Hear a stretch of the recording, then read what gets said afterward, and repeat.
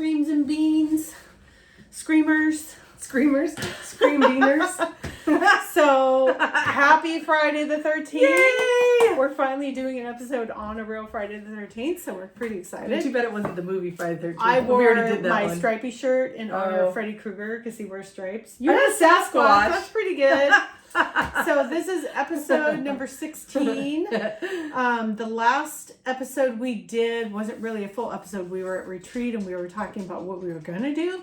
So we gave you guys homework. So whether you did it or not, you better watch the movies. But we did. So I kind of wanted to talk about excuse me, the Warrens, Ed and Lorraine Warren, and some of their famous cases. And I'm not going to get into the whole, do I truly believe?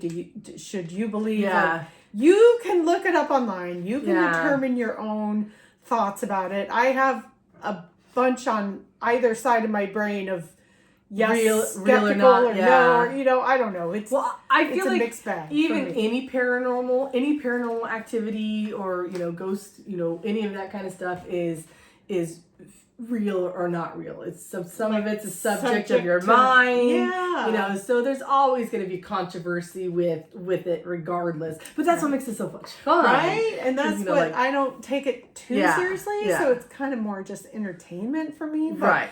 There are a lot of people who have researched the Warrens and put a lot of time and energy into writing about them and their cases. And there are so many videos on YouTube and so many articles written out there. I mean, there's no way to cover all that stuff. Right. So there is a lot of debunking type of movement going on about them.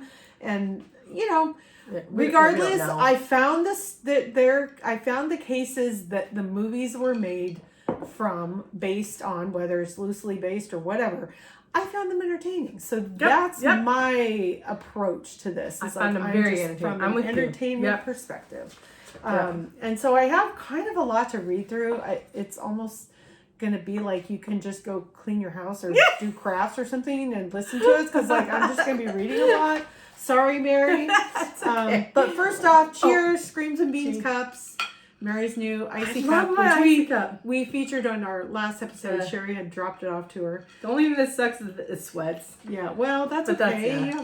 That's kind of. And I had to switch the lid. I have a Nomi lid like this, a Nomi cup like this, and this one came with it broke. Oh no! So, but I was just like, whatever, because my Nomi one, I don't use the lid. Oh, okay. I don't use the lid at all. So, but I want the lid because this sits in my craft room, and so I could look at it, while I'm crafting. Right. And last time my cup was down there, I pulled the cup to come bring it up here, and there was a goddamn spider in it.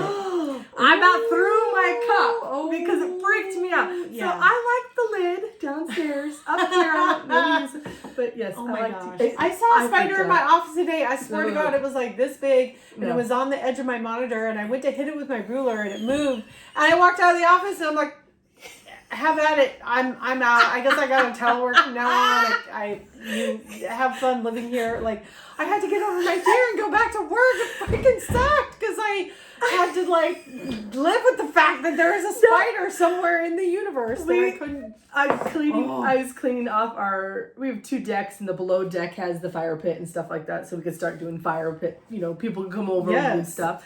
And I pulled out this box. I don't know what the hell this box is. It's a wooden box. So I'm looking at it, and you can clearly tell there's webs, and I'm like, oh, God. But I don't see anything. Right. So I'm like, okay. So I pick it up, and I go put it by the fire pit, because we're going to eventually burn it. So I'm pulling up the vines, and I go over there and look. And there's a bucket. I swear to God, it's this big. Ooh. Came up out of that box. And I'm like, I'm so glad it wasn't there when I picked it, because I probably would have broke a window, thrown the box. You would have been like, I'm done. I can't do it. Project over. There's the box down there that has the cushions and some old decorations. I gotta go through it. I gotta put gloves on though.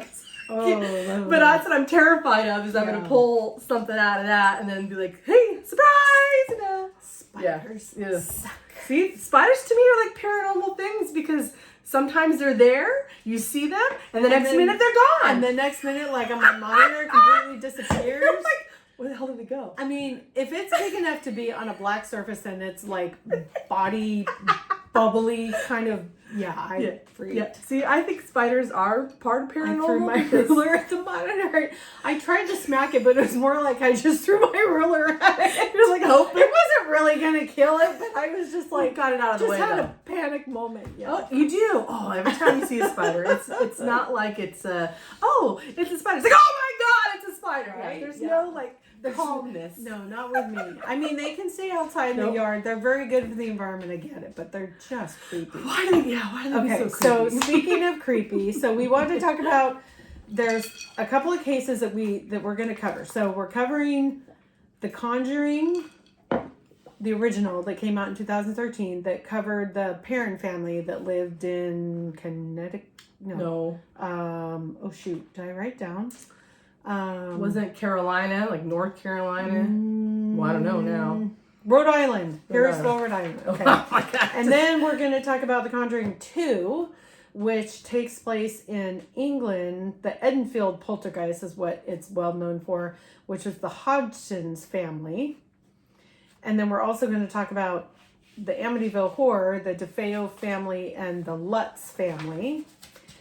And then we're going to talk about a little bit about the Smurls, which was the made-for-TV movie in '91 called The Haunted. And then a little bit about Annabelle. That movie was 2014, and there's some stuff about Annabelle. So this is probably going to be a long one, so hit pause, get your beverage, do your chores, put on your headphones, go pull weeds, whatever you want to do, because it's going to be a long one. Maybe we should talk about Annabelle first, because I have some things to say. Okay. So Annabelle is the doll that the Warrens, is very possessed doll. It's a very famous doll. It's possessed. It's in the box where nobody, you're not supposed to take it out and get it blessed. All the stuff. And Annabelle right now is touring America. Right? In her blessed case, though. The case is roaming around with her in it, but she's not out of the case. I just which I find read funny. an article or something that was on whatever channels I was reading about how everywhere she's gone something bad has happened. And so people are all like, they told you. Like, they told you not to do this. Why bring her here? Like, I don't want her coming to Port Angeles. Thank you very much.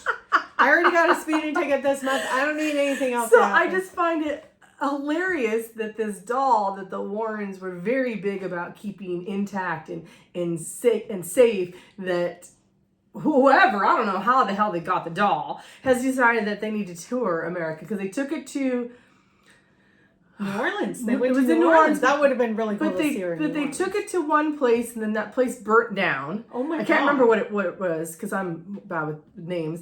And then they took it to some, penitentiary or someplace, and, the next day, 4 people escaped. Whoa! So it's like, let's put the doll back. Put it back. But she is back. She's always been in her case. No, put the it case back. Is traveling. Put it traveling with it. Put it back in the Warrens' little room thing. Yeah. Which it kind of reminds me. I don't know if you guys have heard of Robert the doll.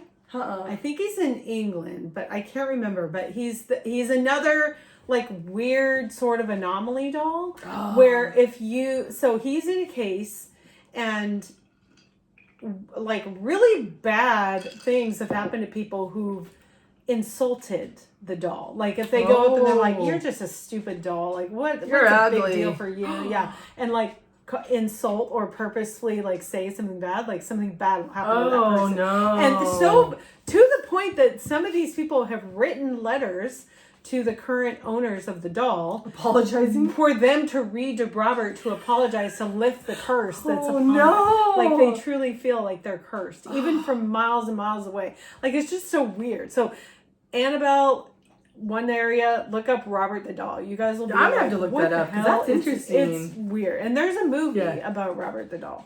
Yeah. Okay, so Annabelle the movie was it's in the Conjuring movie universe. I can't remember if it came out after Conjuring 2, before the third one. I think it did.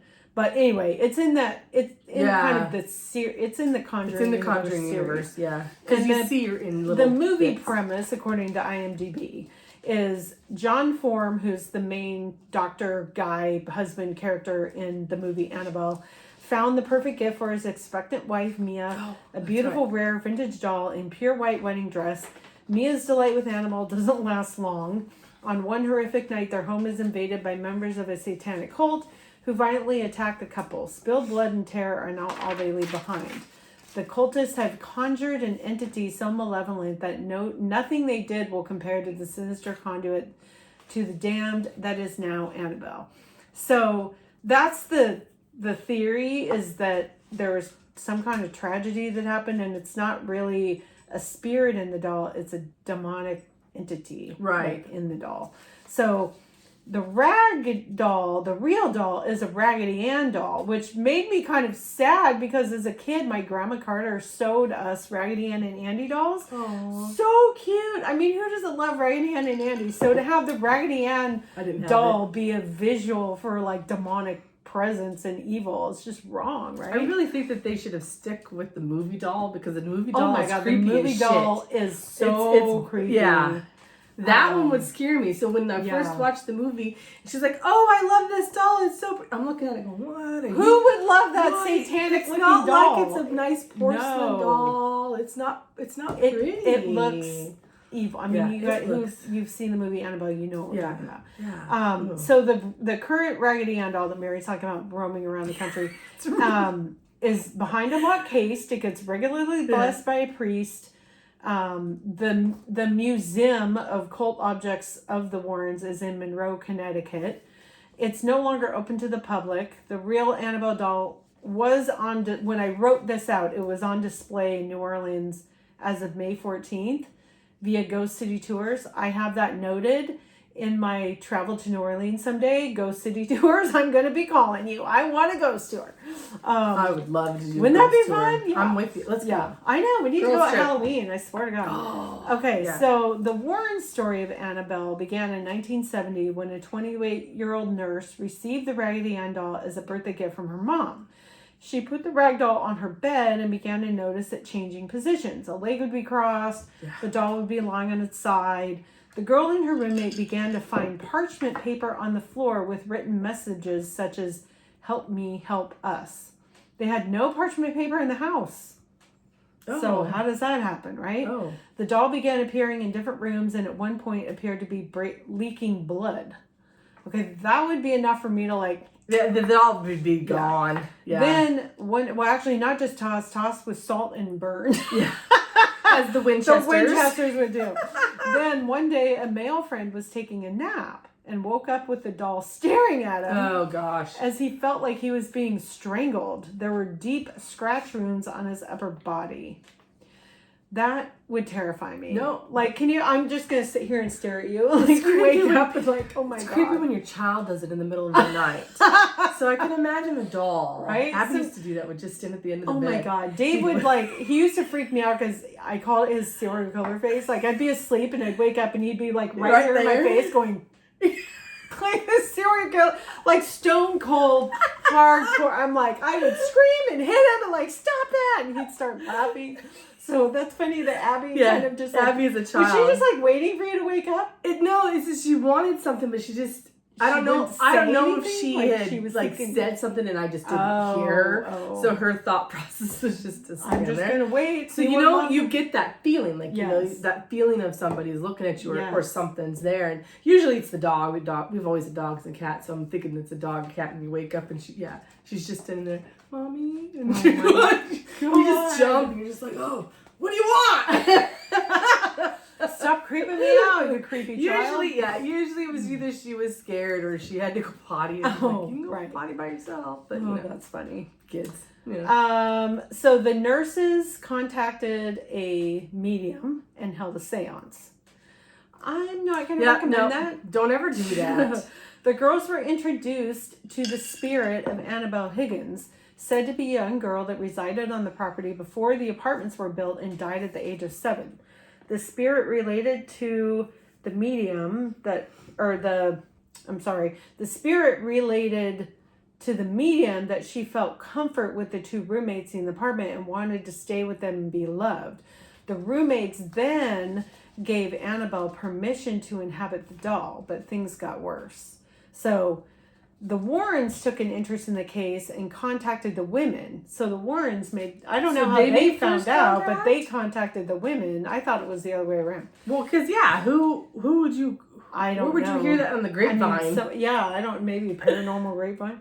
They came to the immediate conclusion that the doll itself was not in fact possessed, but manipulated by an inhuman presence. According to the Warrens' website, which goes on to say, truly the spirit was not looking to stay attached to the doll, it was looking to possess a human host.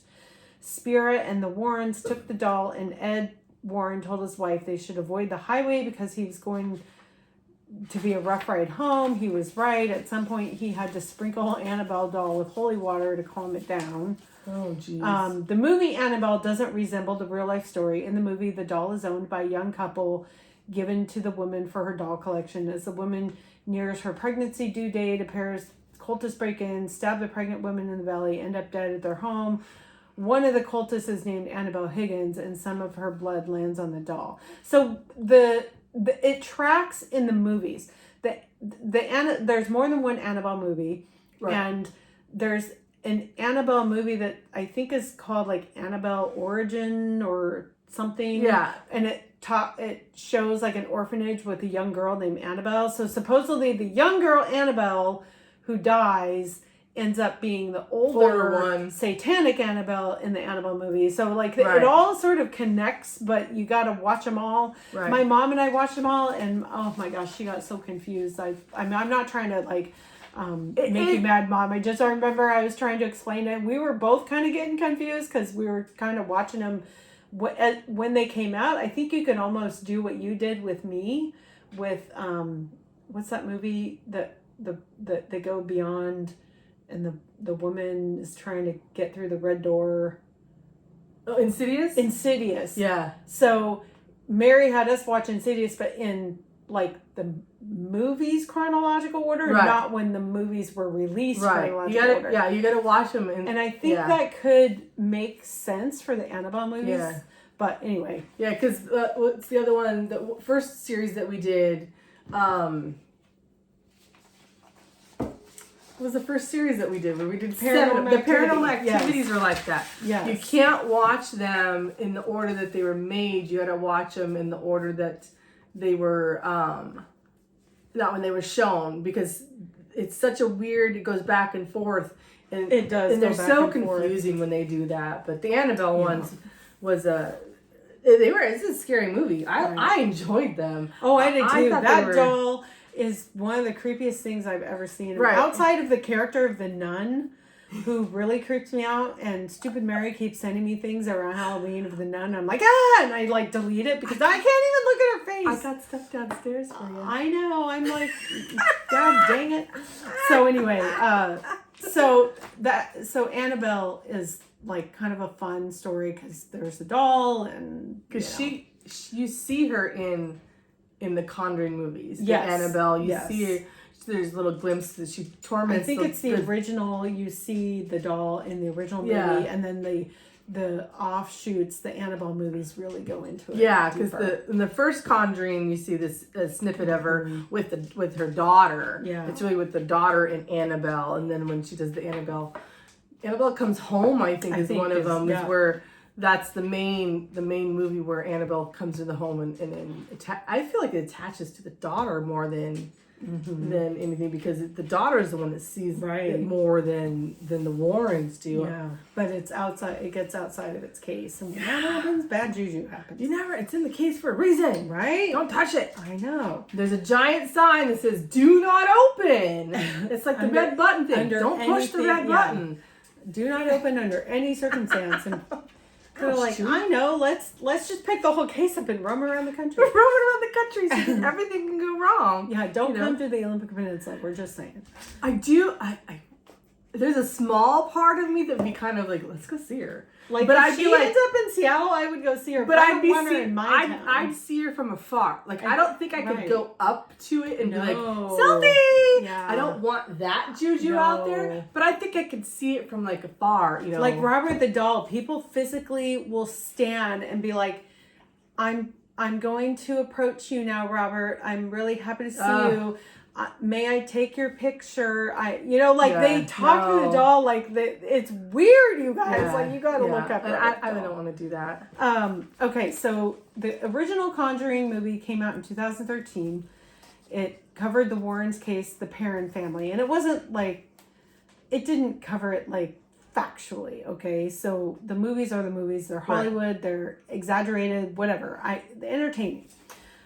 So the movie premise is that in 1971, Carolyn and Roger Perron moved their family into a dilapidated Rhode Island farmhouse, and soon strange things start happening around it with escalating nightmarish terror.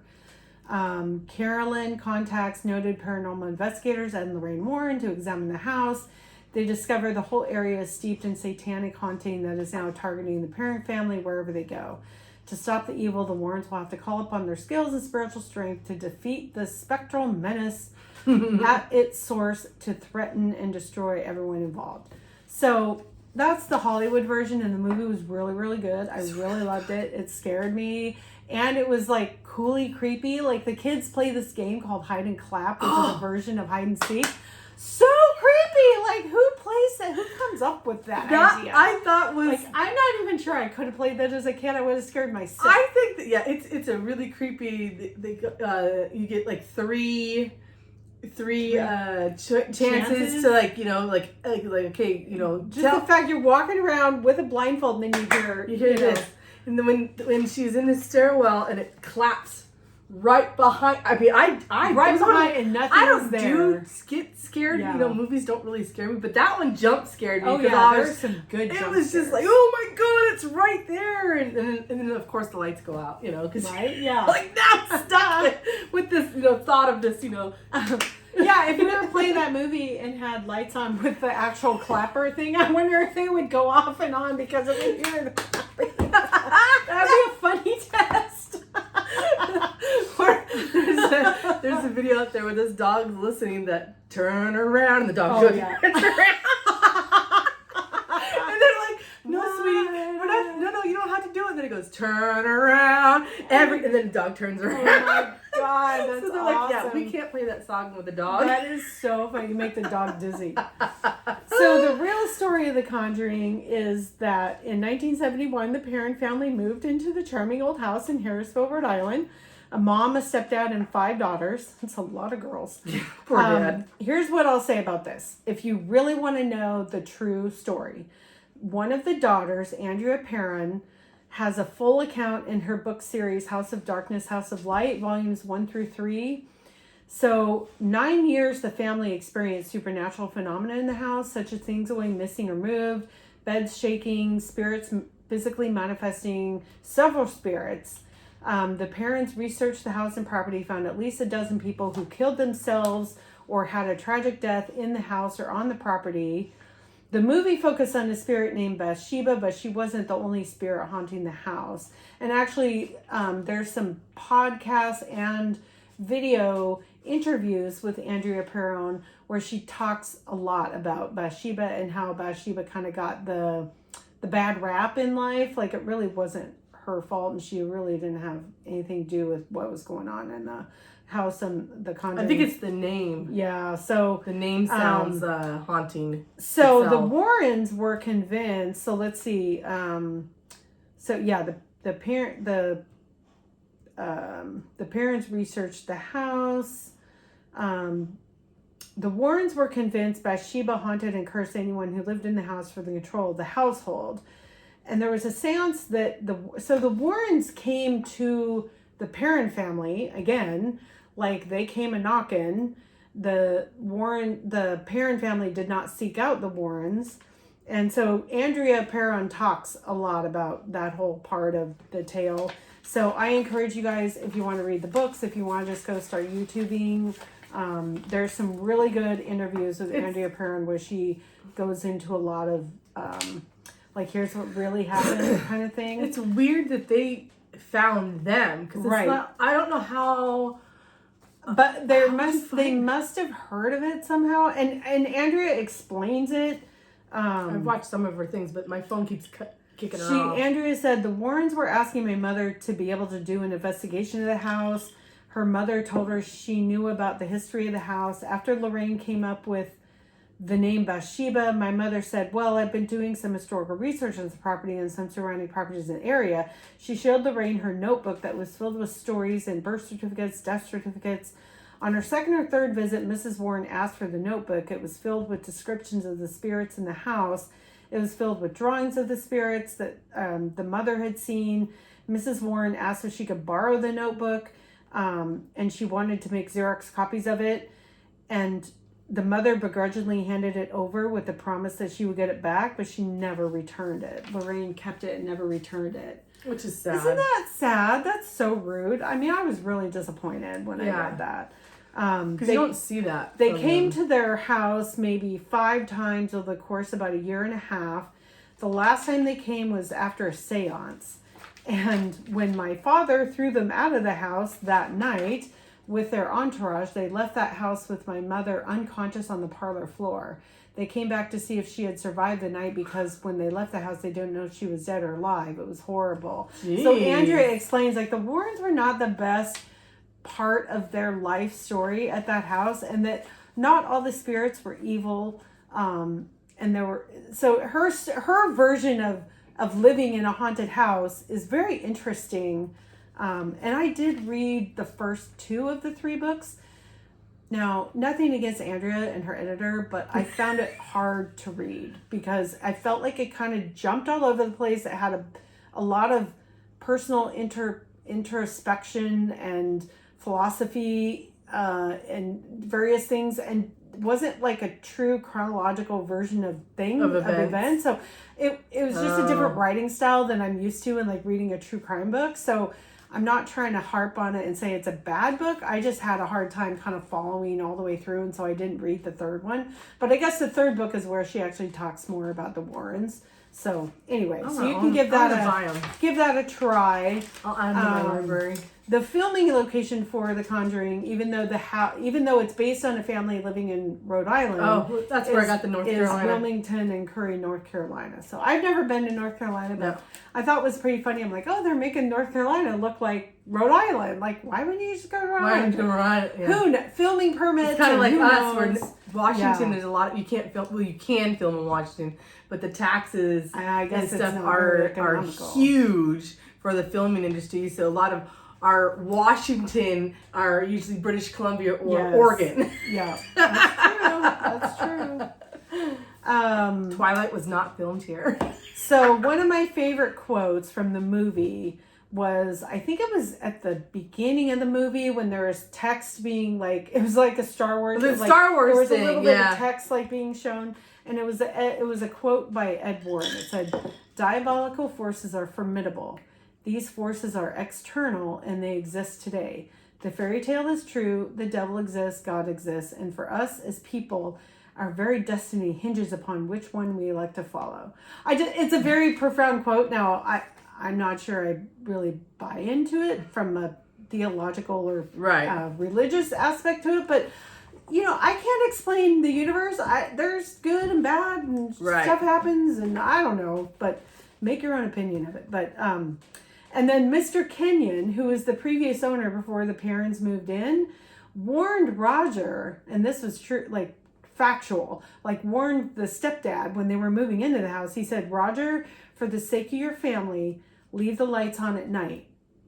He didn't listen to him. They didn't leave the lights on. So a bunch of shit started happening and haunting started happening. So do you think if they left the lights on? I think it would have been okay. Like, why wouldn't you just leave the freaking light? Leave the kitchen light on. Leave the living room light on. Like, what does that hurt? Like a light in each room or something? But, somebody says something on their way out and you don't even take any note of it. They probably didn't. I mean, probably listen, but then like, what? I mean, because it wasn't like, I'm going to sit in front of a campfire and give you this heated warning. It was just this comment I guess he made on his way out of the house. And like, what do you do with that? I wouldn't have listened either. I don't even think Carolyn heard it. Yeah. Right? Or, I feel like it would have been one of those things. Not trying to be sexist. I feel like women would take that more seriously. If we would have heard it. But I feel like if somebody had said that to me, I probably would have been like, oh, okay. Like, I wouldn't even, you're like, what was that about? Well, and then to get busy. But if I heard him say that and then stuff started happening, I probably would I would have started turning the lights on. Yeah. I mean, my electric bill would go up a little bit, but I think I'll. Oh my gosh. Anyway, I'll pay for it. I mean, what a cheap experiment to see if like that made any difference. Anyway, The Conjuring 2 occurs in England, and it's based on the Hodgson family. They live kind of on a dodgy end of a part of England. A townhouse in the Enfield area, I guess. It's like it looks like a townhouse, but in the movie, but I think the idea is like it's city housing, like it's low income, or they're trying to get approval to move into some city granted housing or something. I don't know. So IMDb for the movie summary is 1977. Enfield paranormal investigators Lorraine and Ed Warren travel to London to help the Hodgsons. After sensing her daughter to be possessed and her 4 children haunted by supernatural happenings, Peggy Hodgson, the mom, asks for help when a malicious entity takes possession of the second eldest child, Janet. However, there's something more threatening, not only for the inhabitants, but also for the investigator couple, something they couldn't even imagine. And that's where the demon part comes in, and we get introduced to the nun character. So there is offshoot movies of the nun character, but in this movie, I found that character to be one of the most frightening things I've ever seen on a movie screen. Yes. It didn't give me nightmares, but I just couldn't even let myself think about it really, because I probably would have had nightmares.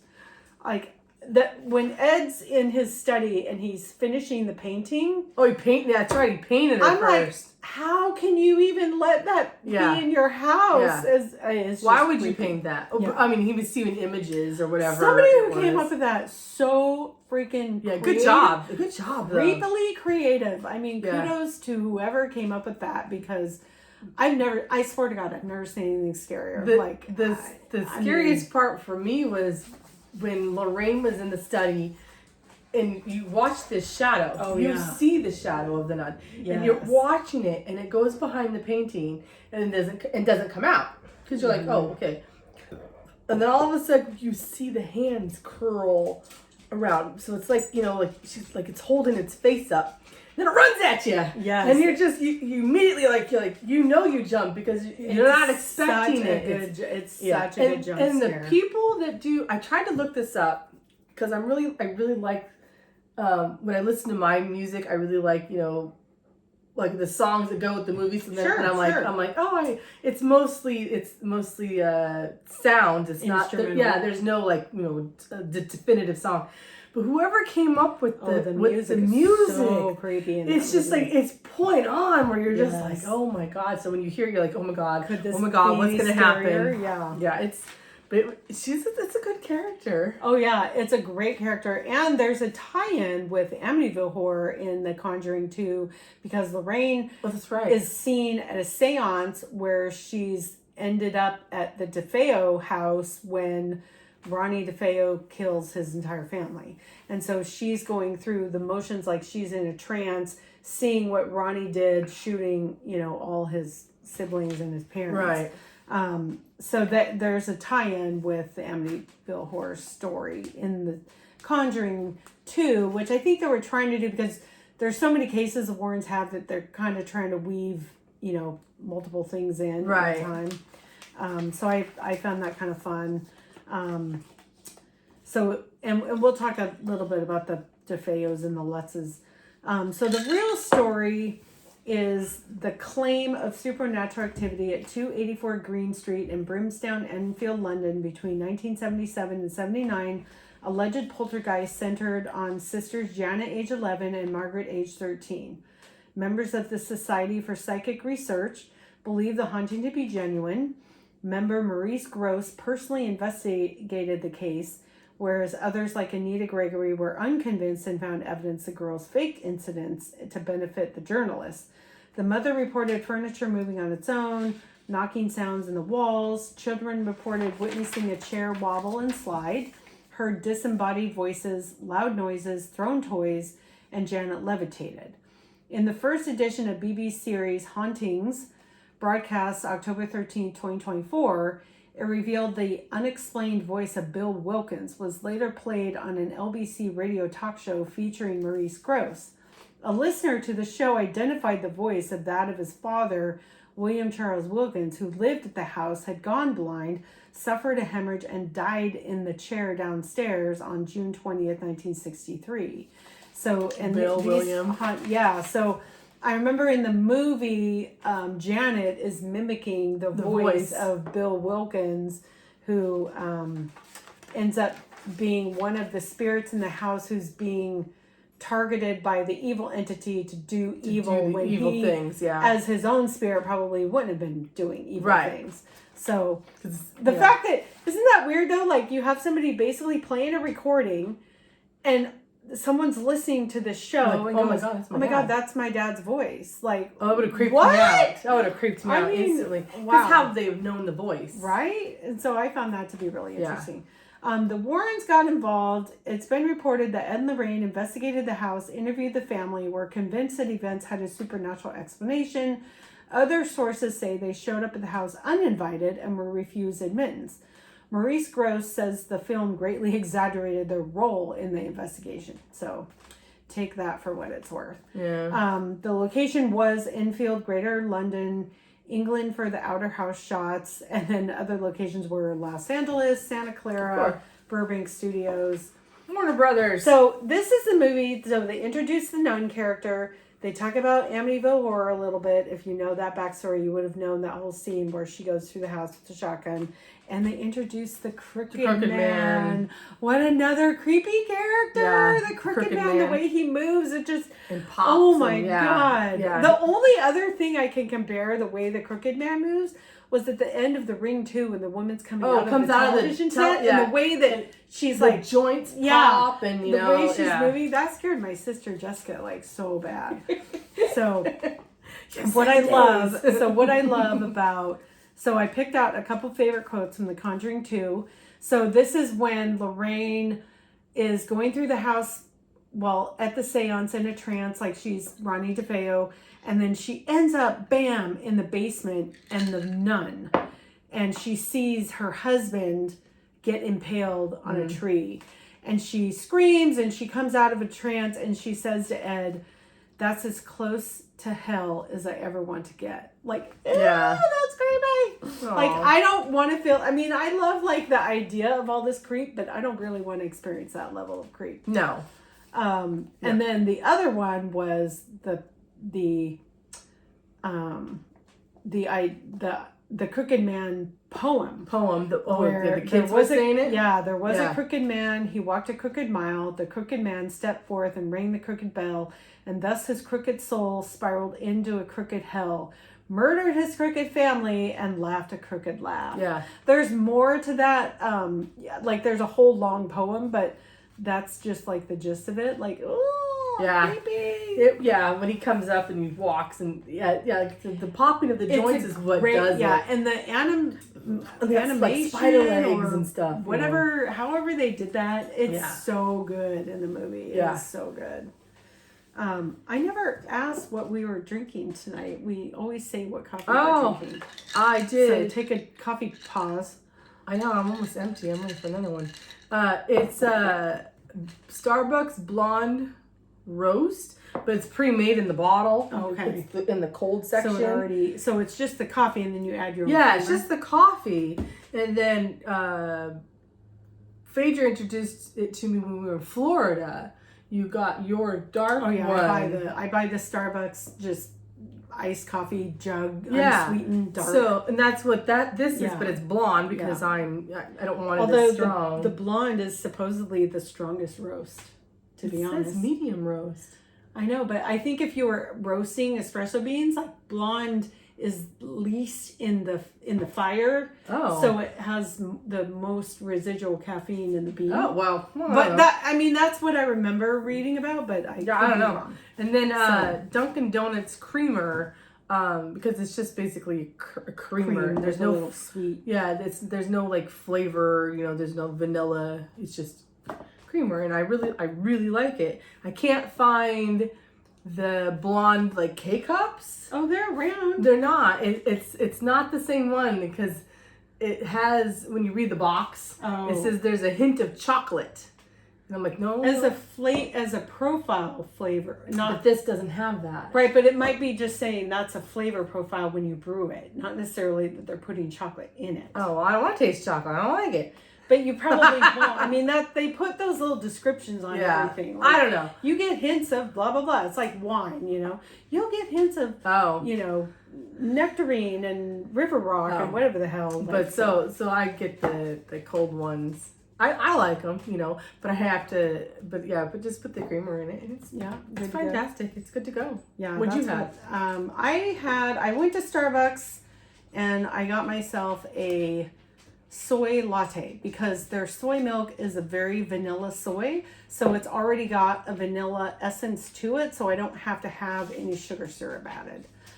So I like it. It's good. I don't drink soy milk on a regular basis ever because they say like women after menopause, like you shouldn't have too much soy in your diet. So I just limit it to a once in a while. I think it like affects our metabolic rate or metabolism or body heat or something. There's some issue with like if you're going through hot flashes, soy is not for you. So, and I'm like talking about it and now I'm like, I feel kind of warm. It's messing with my mind. It's Annabelle. I just have hot flashes at night. I'll wake up and be like, oh my God, turn the furnace off. Now you're probably going through. And then my husband's just like, it's freezing in here. And I'm like, no. You're starting, Mary. It's starting for you. It's okay. Once you get through it, you won't miss the other stuff. I really like that though. Okay, so there is another movie that Warrens did a case about.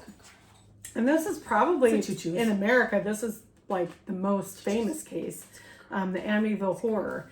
It was written into a book, and then the book was turned into a movie.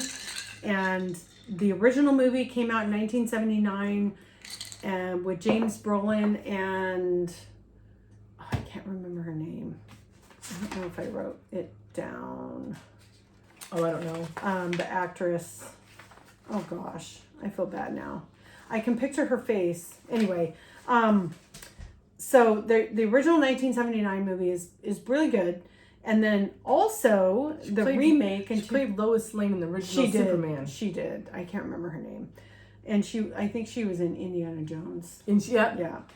And she was the mom in Sandlot. I just can't remember her name, but she's so Here's great. the movies you go look her up in. I love her. She's awesome. Anyway, so the remake in 2005 with Ryan Reynolds, I found that to be actually a little more believable. That one I felt more believable than the first one. Like the first movie was a little on the cheesy side. It kind of went to, I don't know, a poltergeisty sort of feeling towards the end. Towards the end, I feel like they were like, shit, we're running out of time. Right, let's get this done. Let's just blow some stuff up in the basement with black goo and call it a day. Yeah, it did. It got a little wonky at the end.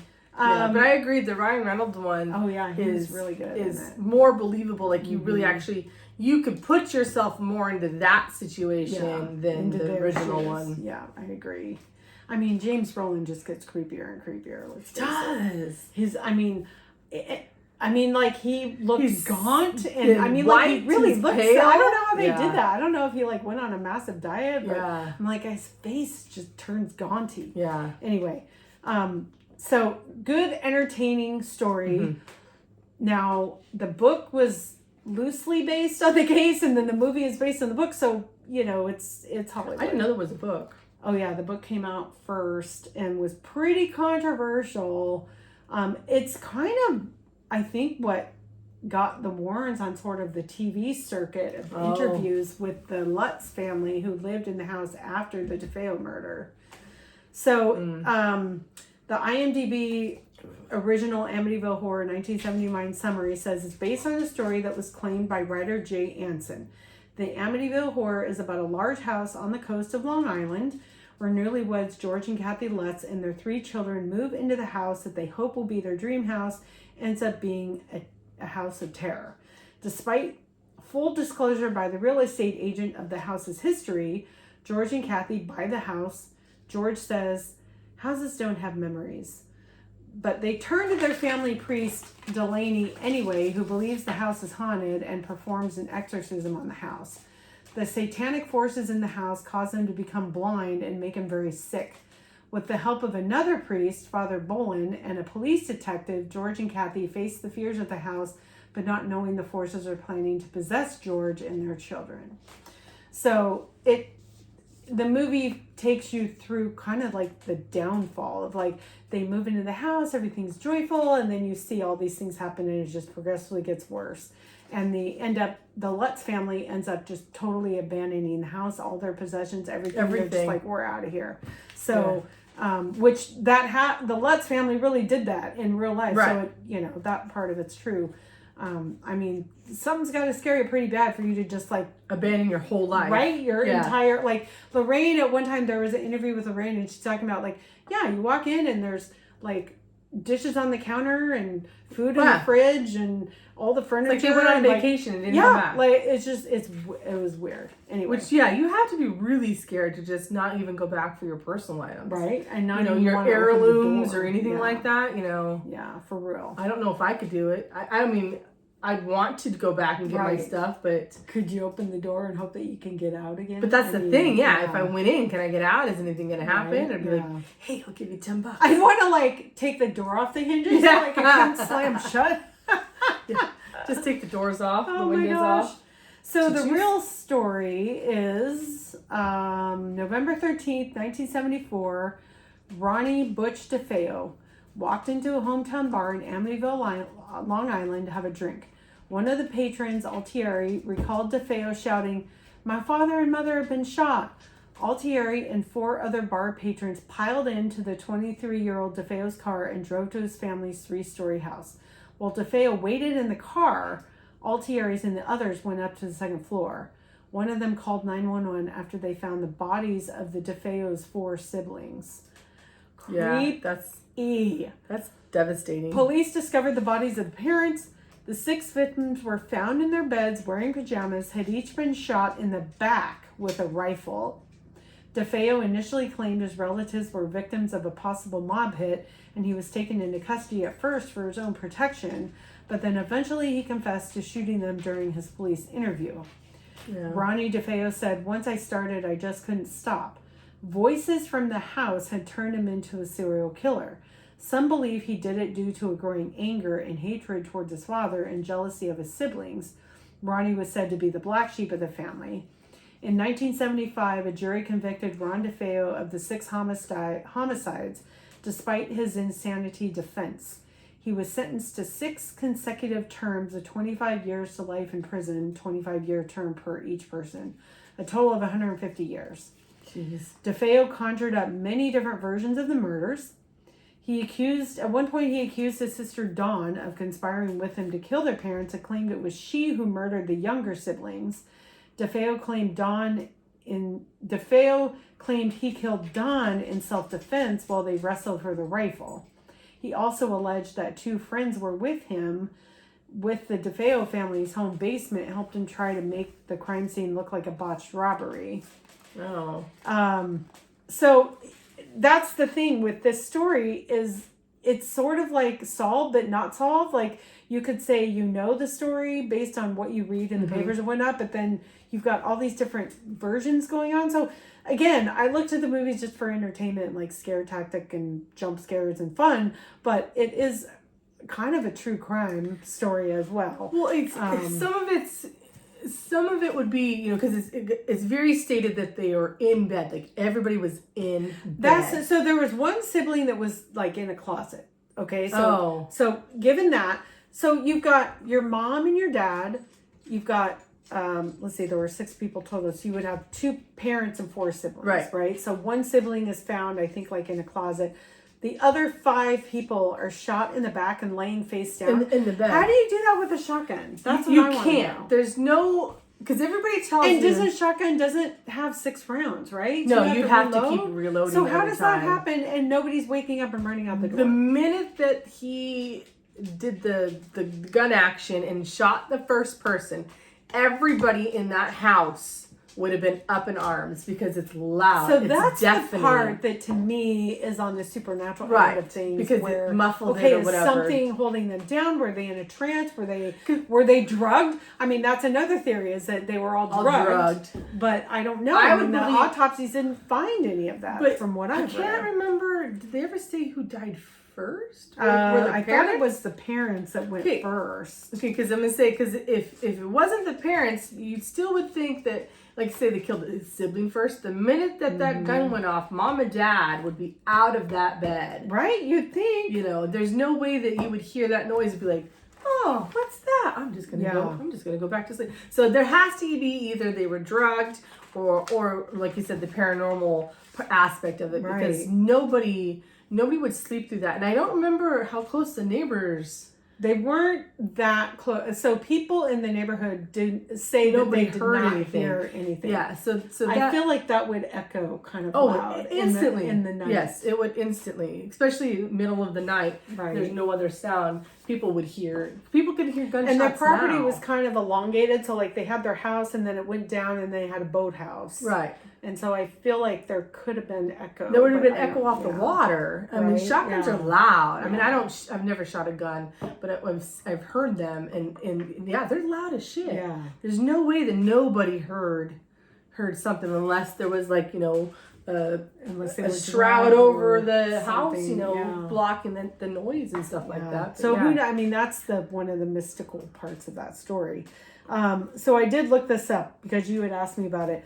While there's no legal requirement in many states to disclose a previous murder on a property, the real estate broker in the Amityville case did disclose the DeFeo murders to the Lutzes before they purchased the house. Even though there was no legal precedent to do it, the broker felt it was important to be transparent. I mean, hello, I would want to know if I was buying a house, 6 people were murdered. Yeah, oh God, yeah. Because I'd be like, nope. I'm not sure I would have bought it, but it was for a really good price. So here's the crazy thing. I think they bought that house around $80,000. It was so cheap. It sold, I think the last time it sold, which was within the last 10 years, it was well over $1 million. Wow. Yeah. And because the story became so famous and the house address was known and the shape of the house, the windows, all that was featured in the book and the movie, that the public would come to that location in droves and just they were just basically bombarding the current owners, whoever the current owners were. Multiple current owners lived in the house and had no issue with what the Lutzes said they had issues with. So who knows what's going on there either. But so some of the owners along the way changed the shape of the windows. They changed the address of the house. Like they tried to basically alleviate some of that. You can't. Yeah, it didn't matter. People still go and they take know pictures. where it is. I might do it from afar, but I wouldn't be annoying. Yeah. I'm not going to park up on the property. But I mean, walk down the street and go click. There's always places like that you see in the movies. Like I want to take a picture of the Stephen King gate someday. Oh my God, I so want to too. Sorry, Stephen King, it might be bugging. So the original house is at 1112 Ocean Avenue, Long Island. The address was later changed to 108 Ocean Avenue. Well, who's not going to know? And that was to deter tourists. I'm like, well, it's obviously published. It's obviously out there. Yeah. Okay, so the Lutz family. So the DeFeo family lived there. Ronnie DeFeo supposedly shot and killed his family. He goes to jail. The house is empty. It sells to the Lutz family, who's the first family who moves into the house after this multi-murder. So December 8th, 1975, the Lutz family moved to their new home, 1112 Ocean Avenue on Long Island. They fled their home on January 14th, 1976. So they moved December 8th. They flee January 14th. They resided in the house a total of 38 days. The movie reported 28 days, which is really 38 days. I mean, that's not very long, people. So shit started happening and they were really scared. It's true that a Catholic priest did bless the house. There's an episode of the TV program In Search Of, included an interview with the priest who remained anonymous but recalled blessing the sewing room and said it was very cold, much too cold based on the outside temp of a lovely fall day. He was sprinkling holy water and heard a deep voice behind him say, "Get out." And that was in the movie. That was in the movie, yeah. He said at one point he felt a slap on the face and nobody was there. Okay, that would be really, like, no, I'm out the door. Well, you had to be touched. Unlike the movie, the priest did not encounter flies in the home. Kathy Lutz's sister was formerly a nun, but was not a nun at the time of the events in the home. So they portray her sister, the nun, coming into the house and immediately having to leave. Well, the real version is she was a nun, but she wouldn't have been at the time of that move-in. But anyway, these are just little factoids I looked up. There's a famous photograph, and I'll let you hold this up, of the Amityville ghost peering out from a doorway. This photo is super controversial. The photo was taken in 1976 by Ed and Lorraine Warren's team of paranormal investigators by a photographer named Gene Campbell. Campbell had set up a camera equipped with black and white infrared film to shoot automatically during the night. So you can probably hold it up a little more so people can really get a good look at it. So can you see, like, the shape of the person is right there? So Campbell set up a camera equipped with black and white infrared film, shot automatically during the night. Numerous rolls of films were used, with only one suspicious image captured. That image right there. The Amityville ghost image shows a figure with white eyes peering out of the doorway. Some believe that is a demon or possibly the ghost of the murdered DeFeo boy, John. Others concluded it is likely one of the investigators, a man named Paul Hartz. They cite that his white eyes were possibly due to the infrared camera film. Here's my thing. That does not look like a man.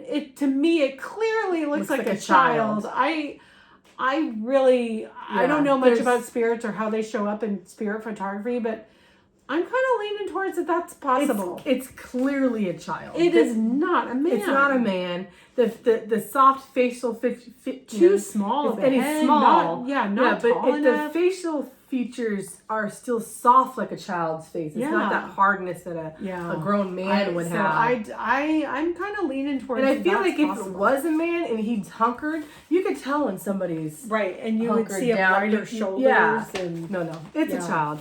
That is clearly a little boy. Isn't that fascinating, though? I mean, what a cool picture. Like, woo. Yeah, it's clearly a little boy. So, in the movie, they showed the toilets overflowing with black sludge. That did not happen in real life. There was an interview in Good Morning America where, in 1979, where George Lutz states that the porcelain toilet bowls themselves turn black, not the water. Oh, wow. Isn't that creepy? Movie magic, I don't think could turn it black. I know. It's easier to turn the water black. So there was a 2005 documentary, The Real Amityville Horror. George Lutz said that blood never dripped on the walls. He never fell through the basement stairs into a hole. Oh. So all that in the original movie is made up. George and Kathy stood by their story their entire lives. Until their deaths, they maintained that the book, The Amityville Horror, A True Story by Jay Anson, was mostly true, allowing errors and embellishments. In June 1979, both took a polygraph test concerning the events in the house and passed. So remember, they left their house in January, and they took this polygraph 6 months later, and they both passed. There's another book published in 2015, a complete version of what happened to the Lutz family after they fled Amityville. George said the story stays alive because it's true, it's not a hoax. So there is a site called History versus Hollywood where you can watch the actual Lutz interviews, the priest interview, and the real Amityville Red Room in the basement, which isn't really a secret room. So those are kind of fun things if you're kind of a sleuthy person and you want to dive into this tale more. The Warrens' involvement, George and Kathy claimed their house was haunted by a violent demonic presence. They requested Ed and Lorraine to investigate the house in 1975. The Warrens reported experiencing intense fear, witnessed disturbing phenomena, including swarms of flies, banging noises, what they perceived as demonic entities. So that kind of goes against what said earlier about the flies. With the no flies. So some of this, like, you can see how people are like trying to debunk a lot of this. Banging noises, they perceive as demonic entities. Lorraine later stated of the Amityville case was one that haunted her the most. Ed and Lorraine were invited to cleanse the house of what they believed to be a demonic presence. Ed claimed to have been shoved down, while Lorraine reported seeing visions of the DeFeo murders, which occurred in the house a year earlier. And they touch on that in The Conjuring 2. Right, where she sees it. So anyway, there's some fun stuff to further research and dive into if you really want to get into like the nuts and bolts and more detail of it. The filming location for the Amityville house is Toms River, New Jersey.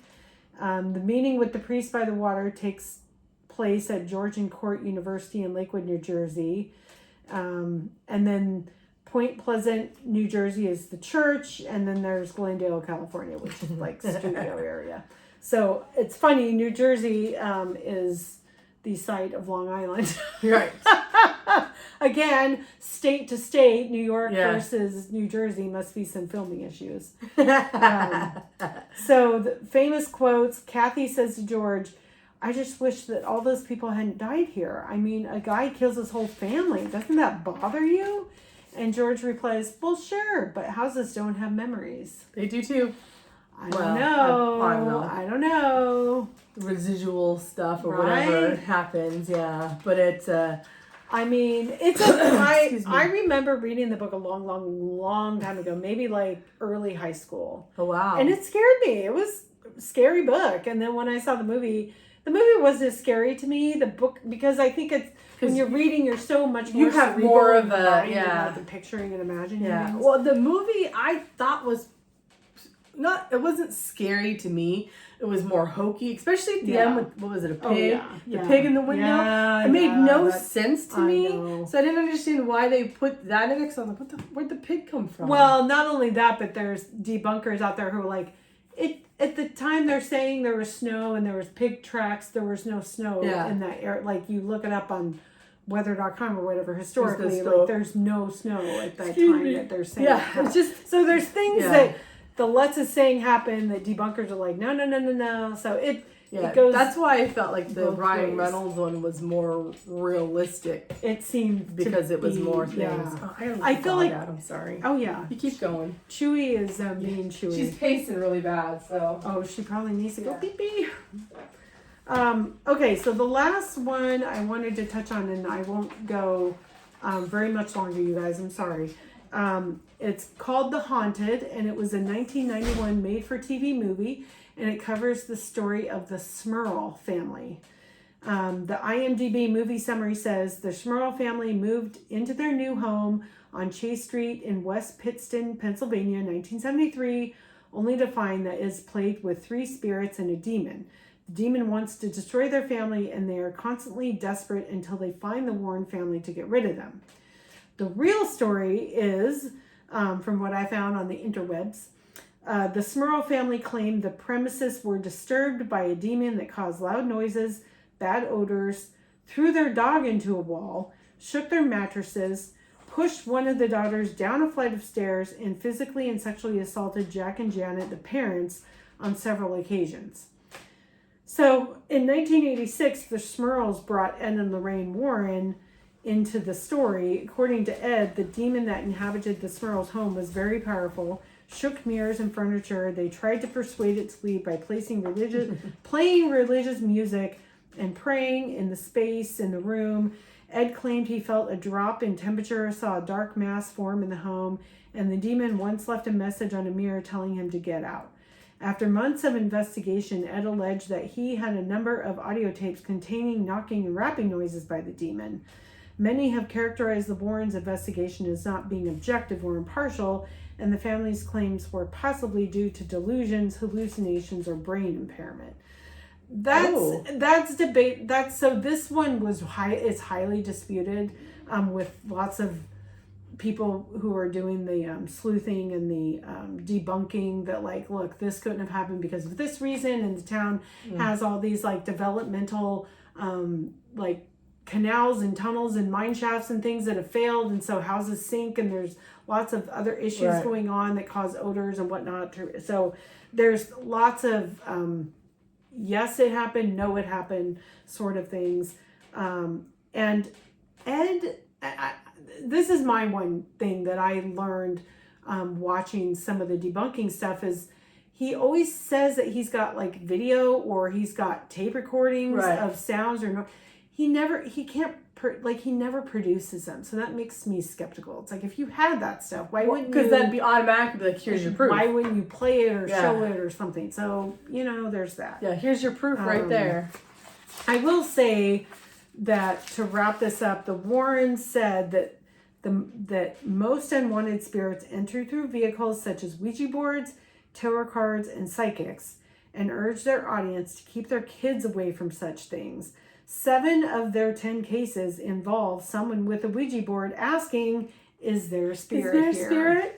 Is there anybody here that'd like to talk to me? Yeah, I'm not gonna, I think I've said this before, I'm not gonna open that door. Yeah. I'm not gonna play with that game. I've never I don't know what I try. I feel like I'm so like in this, I don't want to claim one side or another zone, but I just don't know. No. And why test the waters, I guess. Why push your luck? Yeah. I mean, the world is scary enough. Yeah. Why would you want to invite something that you can't see, can't hear, or whatever? Control, and it might be really bad. Right. Yeah. I never heard of somebody going, I played with a Ouija board. It was such a nice spirit. Right. He did the dishes for me. I've never been vacuumed the floor. Yeah. I've never been around anybody who had a Ouija board to be like, hey, let's do this. Yeah, me neither. Yeah, so, I never have either. I think we've all learned from our previous generations not to play with that stuff. I don't think whether you're religious or not, it just doesn't seem like a good idea. I don't think my parents ever had one or talked about one, and obviously my grandparents never. My mom, would've. I'll tell on my mom. My mom had an experience with one. Yeah, she had an experience with one. I won't go into detail because she probably doesn't want me to share it, and I'm not even sure I can fully remember it, to be honest. You'd have to retell me, Mom, but she did have a negative experience with the Ouija board, and never. Nobody ever has a positive experience, right? So it's like, why do it? And that's what's sad, because they advertise it as a game board, right? And it's like as a game by like a game company. Like, no, that should not be like a Milton and Bradley type of thing. Like, that should not be in the game section. No, I don't even know. Do they even still make that? I don't know. It's a good question. Yeah, I'm going to Walmart tomorrow, and I'm going to look, and I will let you guys know next time. You check it out. I kind of want to say, I wouldn't be surprised. There's like some crystal shops and things in like Sedona, Arizona, and then there's a bunch around the Southwest, and then there's some kind of Nevada area in California. Right. Like, it wouldn't surprise me if Ouija boards are one of the things that are sold at like those types of shops where you're going to find tarot cards and other things. Yeah. A crystal shop or like something new, like that. It's not new wave, that's music.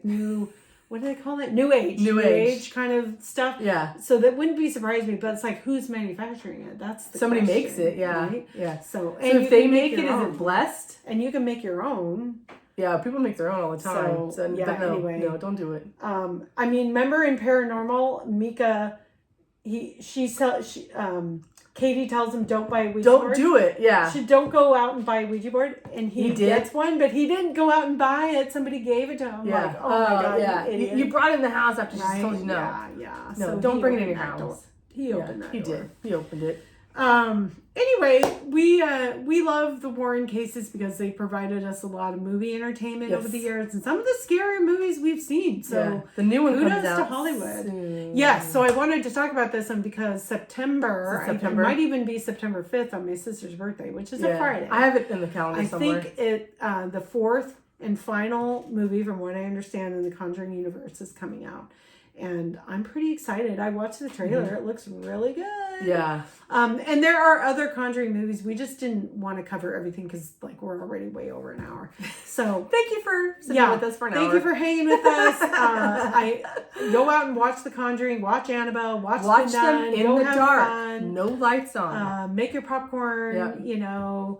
Yeah. Enjoy good jump scares. Yeah, we dare you to watch it with the lights out and then tell us how your experience was. If you ever watch The Nun, I want you to think of Scooby-Doo. That's all I'm going to say. Think of Scooby-Doo. There is a particular scene where that becomes relevant. You'll know instantly if you watch Scooby-Doo and you watch The Nun. You're gonna be like, "Oh my god!" I feel like Scooby-Doo started it for me, like mystery solving, monster haunting. I love Scooby-Doo. Woo! Like, but I loved how Velma always could figure out the logical aspect of it. In a heartbeat. Like Velma is my husband, and I am more like Shaggy. Yeah, I'm Shaggy. Yeah. I'm not as dumb as Daphne. Like I don't want to not believe, but I'm susceptible to my own imagination running wild and hearing a noise. I'm like, why would I just think it's logically like a door closed? Why wouldn't I just immediately think that it's a ghost? You never go to that logical oh, what's that creaky noise? Oh, it could be the window. You're like, oh, what the fuck was that? Right. Oh, what's out there? So Scooby-Doo is where it started for me, and then I started reading the Nancy Drew books. So she was the crime sleuth, and then from there it just kind of grew. I did some of the Hardy Boys, but I didn't like it because of weren't girls. Yeah, I like the Nancy Drew books. I like the Nancy Drew. She seemed more real, I guess, more like an approachable human. Yeah, like that could happen. Maybe. Yeah. You know, it just falls into things. Yeah. And then, let's see, after that, I got really into Magnum P.I. He's a private investigator. Like, it wasn't always true crime, but oh my God, he was so sexy, Tom Selleck. With the big mustaches, red Ferrari in Hawaii. I mean, hello. The scenery is all Hawaii. It was before my time. I think it's available somewhere. Well, they made a new Magnum, and I heard that it wasn't very good. So, one of my childhood, I was really into was MacGyver. Oh, Richard Dean Anderson. Yeah. I wanted to be married to MacGyver. My neighbor across the street was really into that. And so I did watch a fair number of those episodes. I grew up watching that thinking, oh, I can do that. I can tinker. Anything with duct tape and bubblegum. Yeah, no. Sometimes I'll do something I'm like, ooh, I just MacGyvered it. And then my mom, I think occasionally my dad, there was I want to say it was Saturday, Channel 12, it was either matinee time of late afternoon or early evening. It's they featured creature features. So that's where you would see the Rubber Monster movies, the ant movies, and the Godzilla versus Mothra kind of movies, and those creature features. And so that kind of got me into monster movies a little bit. I had a client. And then Elvira came on the scene, right? And so I would see reruns of Elvira on occasion. I had a client that loved them, and she called them the Rubber Monster movies. Yes, I mean, they are but she loved ridiculous. them. Yeah. And when we were in Florida and we were at Silver Springs, and we learned that's where they filmed the Creature from the Black Lagoon. Talking about rubber monster. That was the rubber suit is in the case. Yeah, it was foam. Yeah, it was a weird foam thing. Yeah. Anyway, that was really cool. So I mean I just love mystery, scary stuff, but not gory. So we don't do gore. We've talked about that before. Yeah. So I don't know what we're going to cover next time. It's getting into summer. We're going to try to still do these monthly. So just hang with us, but I can't tell you what to do for homework for next time because I honestly don't even know what we're going to do. Right. So hang in there and go have some fun watching scary movies and chime in on Instagram or let us YouTube know what your and let us know what you're watching, is. what's going through your mind when you're watching these movies, any thoughts or feelings, and we'll catch you next time. Thanks for hanging. I lost my remote control to this broke, so we're gonna have to physically get up and we're old school now. We have to push the damn button. That's right. Bye.